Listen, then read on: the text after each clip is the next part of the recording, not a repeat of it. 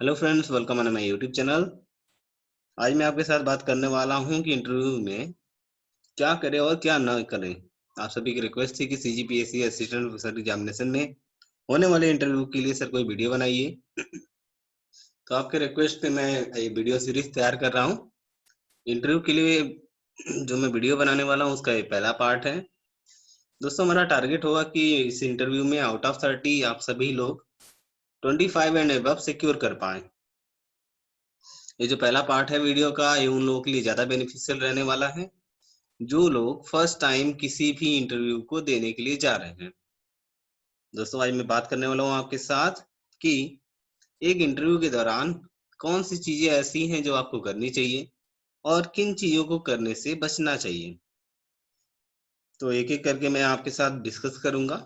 चलिए शुरू करते हैं वीडियो को। दोस्तों, मैं आपके साथ बात करने वाला हूँ इंटरव्यू को 3 फेजेज में। पहला है प्री इंटरव्यू फेज, सेकंड होगा ड्यूरिंग इंटरव्यू और थर्ड होगा at the end of the interview. In 3 phases में हम देखेंगे कि आपको कौन कौन सी सावधानियां इन तीनों स्टेज पे बरतनी चाहिए और कौन कौन सी चीजें जरूर से आपको करनी चाहिए। सबसे पहले बात करते हैं आउटफिट की। आउटफिट यानी क्लोथिंग्स की। मेल और फीमेल दोनों ही कैंडिडेट के लिए आउटफिट बहुत जरूरी होता है, क्योंकि यही आपके फिजिकल अपीयरेंस को दिखाता है, यानी आपके पर्सनालिटी का एक द्योतक होता है, एक कैरियर होता है। यानी जैसी आपने ड्रेसिंग की होगी, जो इंटरव्यू पैनल होगा जिसमें 3 से लेकर 5 लोग होंगे, वो आपके पर्सनालिटी के बारे में कुछ एजम्पशन बना लेते हैं। यानी आपकी ड्रेसिंग सेंसिबल रही उनके हिसाब से, तो उनके मन में एक पॉजिटिव इंप्रेशन बनता है। अगर आउटफिट आपकी थोड़ी गड़बड़ रही तो एक बैड इम्पैक्ट डालता है इंटरव्यूअर के माइंड में। तो आप कोशिश करें कि आपका जो आउटफिट हो, यानी आपका जो ड्रेसअप हो, वो ऐसा हो कि एक असिस्टेंट प्रोफेसर को रिप्रेजेंट करता हो। यानी जो इंटरव्यू पैनल है वो आप में एक फ्यूचर असिस्टेंट प्रोफेसर देख पाए। आपको ऐसी ड्रेसिंग करनी है। अब फीमेल कैंडिडेट्स को ध्यान रखना है कि आपको बचना है जींस या फिर जो शॉर्ट कपड़े होते हैं जिन्हें हम कह सकते हैं स्कर्ट टॉप, इन कपड़ों से बचना है आपको। कुछ फॉर्मल ड्रेस पहननी है, आप साड़ी पहन सकती हैं, आप सूट पहन सकती हैं, या फिर कोई वैसा वियरिंग जो कि एक टीचर को सूट करता हो। इसी तरह मेल कैंडिडेट्स के लिए भी है कि मेल कैंडिडेट को सूट में जाना चाहिए या फिर किसी फॉर्मल ड्रेसअप को अडॉप्ट करना चाहिए। यानी अगर आप सूट पहन के नहीं जाते हैं तो फिर लाइट शर्ट और डार्क पैंट का कॉम्बिनेशन आप चूज कर सकते हैं। लेकिन ध्यान रहे कि जीन्स टी शर्ट जैसे कैजुअल वियर्स को आपको अवॉइड करना है। अब बात करते हैं आगे फुटवियर की। मेल कैंडिडेट को शूज, फॉर्मल शूज पहनना चाहिए। ये उनके ड्रेस के साथ उनके आउटलुक को और ज्यादा बढ़ाएगा। वही फीमेल कैंडिडेट को बेलेरियन और ऐसे फुटवियर का इस्तेमाल करना चाहिए जो कि एक फॉर्मल ऑर्गेनाइजेशन में रन कर सकता है, यानी एक उनके ड्रेस के साथ मैच करता हुआ हो, दूसरा उन्हें असहज न महसूस कराता हो। अब एक बात ध्यान रखेंगे फीमेल कैंडिडेट्स की, हाई हील वाले जो भी फुटवियर्स होते हैं उन्हें पहनना अवॉइड करेंगे।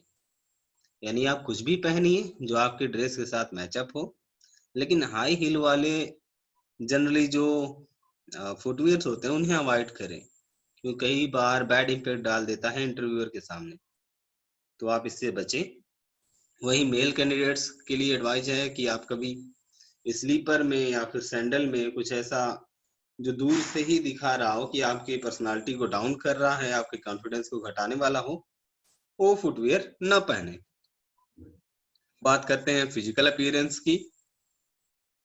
तो आप जब भी तैयार होते हैं इंटरव्यू के लिए तो एक बार चेक कर लें, मेल कैंडिडेट्स स्पेशली, कि आपकी दोनों स्लीव सही से बंद है या नहीं, आपका कॉलर प्रॉपर है या नहीं, आपने टाई लगाई है तो टाई आपका ठीक से है, आपने सूट पहनी है तो आप सूट के साथ कंफर्टेबल हैं या फिर नहीं।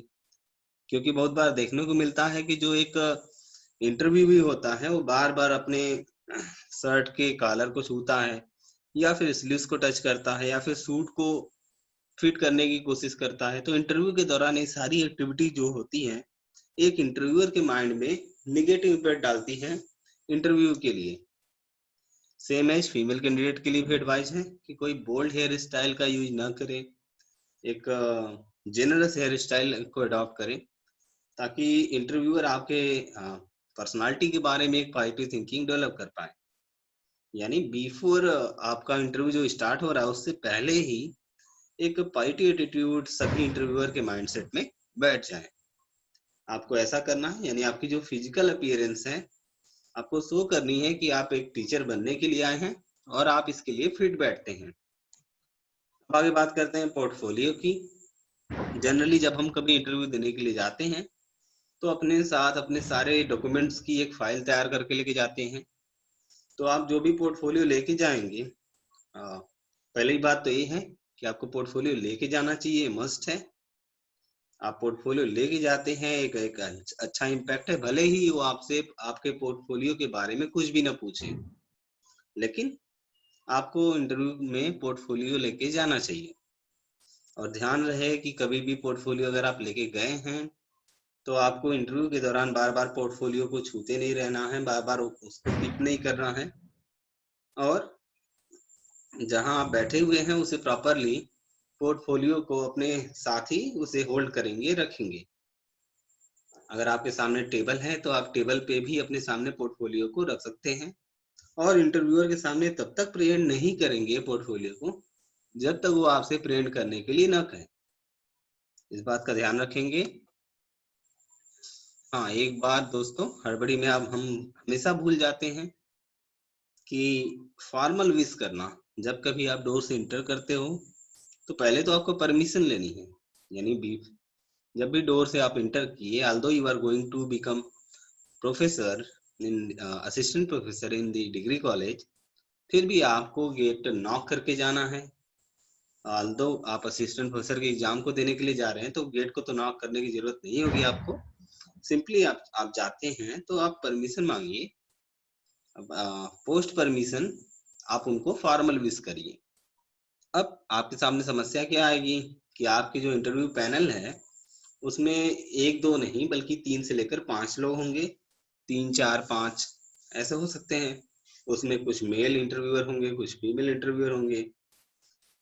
तो आपको विश करना है तो आप बार बार एक एक टीचर को विश नहीं करेंगे।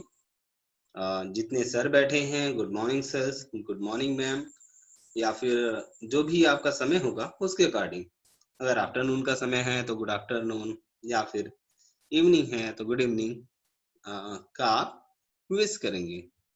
अब विश करने के तुरंत बाद आप खुद से नहीं बैठ जाएंगे जब तक वो आपको ऑफर न करे बैठने के लिए। अगर आप बहुत देर तक खड़े हैं, हो सकता है कि वो भूल जाए बैठने को बोलना, तो आप खुद से परमिशन ले सकते हैं। आप पूछ सकते हैं कि मैं आई सीट, तो जो इंटरव्यूअर होगा वो आपको परमिट करेगा। अब कुछ कैंडिडेट्स करते क्या हैं कि इमिडिएटली जैसे ही इंटर करते हैं उन्होंने विश किया, विश करने के तुरंत बाद खुद से बैठ गए, तो एक बैड इंपैक्ट डालता है इंटरव्यूअर के माइंडसेट में। ध्यान रखें कि आप बैठे तभी जब आपका इंटरव्यूअर आपसे कहे, और श्योर है कि आपका इंटरव्यूअर आपसे कहेगा। वो थोड़ा चेक करने के लिए आपको कुछ सेकंड तक इग्नोर कर सकता है, लेकिन आप ये बिल्कुल ना सोचिए कि आपका इंटरव्यूअर ध्यान नहीं दे रहा है और आपको बैठ जाना चाहिए। इंटरव्यू चालू होने के बाद आपको क्या करनी चाहिए, क्योंकि अब आप बैठ गए हैं, अब इंटरव्यू शुरू हो चुका है। तो जब भी इंटरव्यू स्टार्ट हो चुका हो तो आपको एक विशेष बात की ध्यान रखना पड़ता है कि आप जब बैठे हुए हो इंटरव्यूअर्स के सामने तो आपका बॉडी पोस्चर जो हो स्ट्रेट हो। यानी आप जो सामने रखी हुई मेज है उस पर झुक के न बैठे, मेज पर हाथ न रखें, बल्कि खुद से ही अपने बल पर स्ट्रेट बैठने की कोशिश करें। यानी आपका बॉडी पोस्चर जो हो बिल्कुल स्ट्रेट हो और बिल्कुल नॉर्मल होकर आपको बैठना है। बहुत ज्यादा हेजिटेशन नहीं लेनी है, नर्वसनेस शो नहीं करनी है, बल्कि एक कूल माइंडसेट के साथ आपको इंटरव्यू को फेस करना है। अब सेकंड जो आती है ड्यूरिंग द इंटरव्यू, आपको ध्यान रखने वाली बात है वो है आई कांटेक्ट का। यानी जब भी आपका इंटरव्यूअर आपसे क्वेश्चन पूछता है तो जनरली होता क्या है कि हम क्वेश्चन का आंसर दे रहे होते हैं तो सिर्फ एक इंटरव्यूअर को ही देख रहे होते हैं, बाकी सबको इग्नोर कर रहे होते हैं। ऐसा बिल्कुल नहीं करना चाहिए। जब आप क्वेश्चन का रिप्लाई कर रहे हो तो आपका ध्यान सारे इंटरव्यूअर के ऊपर जाना चाहिए, न कि किसी एक पर कंसंट्रेट होना चाहिए। यानी आपका आई कांटेक्ट हमेशा सारे जो मेंबर्स हैं इंटरव्यू पैनल के उनके साथ होना चाहिए। कभी कभार ऐसा भी होता है कि आप जब इंटरव्यू के दौरान इंटरव्यूअर द्वारा पूछे गए क्वेश्चन का रिप्लाई कर रहे होते हैं तो कंट्राडिक्टिंग व्यूज होता है। यानी आप जो बता रहे होते हैं आंसर, आपको लग रहा होता है कि आप बिल्कुल सही बता रहे हो, लेकिन इंटरव्यूअर जो होता है आपसे सहमत नहीं होता है, वहां पे कंट्राडिक्शन आ जाता है। तो कंट्राडिक्शन के केस में आपको अपना एग्रेशन शो नहीं करना चाहिए। बहुत से कैंडिडेट ये गलती करते हैं कि इंटरव्यू के दौरान अगर वो कॉन्फिडेंट होते हैं कि उनके द्वारा बताया गया आंसर ही सही है तो डोमिनेट करने की कोशिश करते हैं इंटरव्यूअर के ऊपर। अगर ऐसा आप करते हैं तो आप इंटरव्यूअर के माइंडसेट में एक नेगेटिव इम्पैक्ट डालने की कोशिश कर रहे हैं। अगर कभी ऐसा हो कि कंट्राडिक्टिंग व्यू आ जाए, यानी आप जो कह रहे हो उससे सहमत न हो आपका इंटरव्यूअर और वो कुछ अपनी अलग राय दे रहा हो, तो ऐसे केस में आपको पोलाइट होना चाहिए, आपको किसी स्ट्रांग रेफरेंस को देना चाहिए और आगे बढ़ना चाहिए। कभी भी एग्रेशन का एक्सप्रेशन नहीं करना चाहिए, बल्कि हमेशा इंटरव्यूअर के सामने आप पोलाइट रहें। एक बार भी सिचुएशन आती है कि आप जब इंटरव्यू फेस कर रहे हो तो बहुत से ऐसे क्वेश्चन पूछे जाते हैं जिनका आंसर आपको नहीं आता। अब कुछ ऐसे कैंडिडेट्स होते हैं जो कि आंसर न आने पर इंटरव्यूअर को घुमाने की कोशिश करते हैं, यानी गलत आंसर बताने की कोशिश करते हैं। तो ऐसे केस में होता क्या है, अगर इंटरव्यूअर ने जो क्वेश्चन पूछा हुआ है उसका आंसर वो खुद जानता है, तब तो आपके लिए उसके मन में एक गलत इमेजिनेशन बन जाती है कि जो इंटरव्यूई है ये क्वेश्चन के आंसर को डायरेक्टली न देके घुमा रहा है, गलत आंसर बता रहा है, इसकी नॉलेज की कमी है। तो मेरे हिसाब से आपको सिंपली करना क्या चाहिए, अगर आपको आंसर नहीं आ रहा है तो आपको एक्सेप्ट करना चाहिए कि सर इसका आंसर नहीं पता है मुझे, या मैंने नहीं पढ़ा है, या इसके इस पोर्शन को तो मैं जानता हूँ बाकी के पोर्शन को नहीं जानता हूँ। और आप जिस हिस्से को जानते हैं उसके बारे में थोड़ी सी जानकारी इंटरव्यूअर को जरूर दीजिए। यानी एक्सेप्ट तो करिए आप, लेकिन फीडबैक के साथ करिए। यानी आप एक्सेप्ट कर रहे हैं कि आपको आंसर नहीं पता है, लेकिन इसके बारे में थोड़ी सी इसकी पहलू जरूर पता है।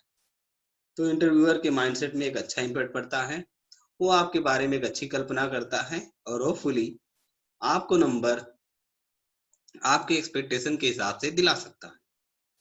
तो फ्रेंड्स, आज के इस वीडियो में मैंने बात की आपसे कि इंटरव्यू शुरू होने से लेकर इंटरव्यू खत्म होने के दौरान आपको क्या क्या करना चाहिए। अभी बात हम ड्यूरिंग द इंटरव्यू कर रहे थे, अब आगे बात करते हैं कि जब इंटरव्यू खत्म हो रही होती है तो हमें ध्यान रखना होता है। जनरली हम जब जाते हैं रूम में तब तो विश करते हैं सभी मेंबर्स को, लेकिन जब वापस आते हैं हो सकता है कि कुछ क्वेश्चन पूछे गए हों इंटरव्यूअर के द्वारा, उनका आंसर हम ठीक से न दे पाए हो तो हम निराश होते हैं, और इसी निराशा में हम उनको लास्ट में विश करना भूल जाते हैं।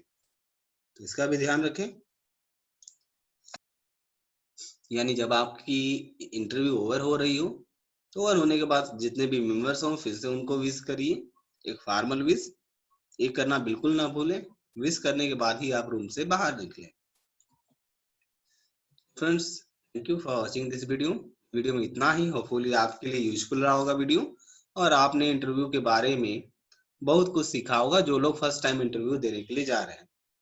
जो फ्रेंड्स पहले से इंटरव्यू दे चुके हैं उनके लिए भी एक जस्ट रिफ्रेशिंग वीडियो रहा है, उनके भी एक फायदे का वीडियो होगा, उनके भी काम आने वाला है। सो फ्रेंड्स, अगर आपने अभी तक मेरे चैनल को सब्सक्राइब नहीं किया है तो सब्सक्राइब कर लें, ये वीडियो लाइक करें और दूसरे लोगों के साथ भी शेयर करें ताकि आपके फ्रेंड्स और बाकी लोग भी इसकी बेनिफिट उठा सकें।